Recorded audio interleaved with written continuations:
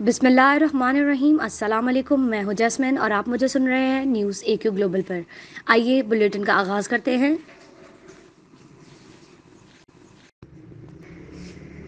Senior صحافی اور تجزیہ نگار نجم سیٹھی نے دعویٰ کیا ہے کہ Pakistan democrat movement P D M اور ملٹری اسٹیبلشمنٹ کے درمیان تنازع میں بڑی پیش رفت ہو رہی ہے، اور کہا گیا ہے کہ ہمارا نام نہ لیں، ہمارے اداروں کو نہ الجھائیں تو ہم عمران خان کے خلاف لڑائی میں غیر جاندار رہیں گے۔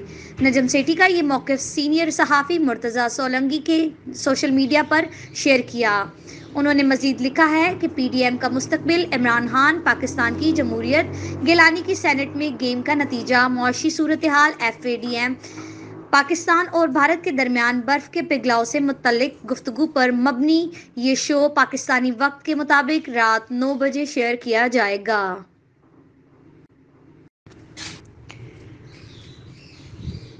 کورونا وائرس سے 32 افراد جاں بحق ہو گئے، جس کے بعد اموات کی تعداد 12,804 ہو گئی۔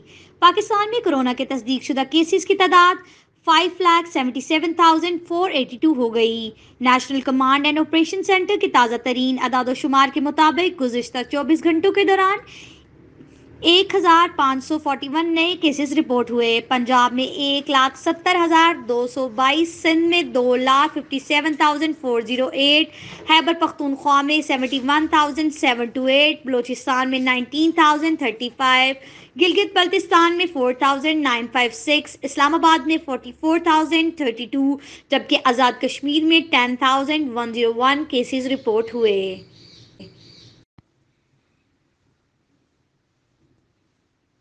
آپ سے ملیں گے اگلے بلیٹن میں کچھ نئی خبروں کے ساتھ۔ شکریہ۔ نیوز اے کیو گلوبل۔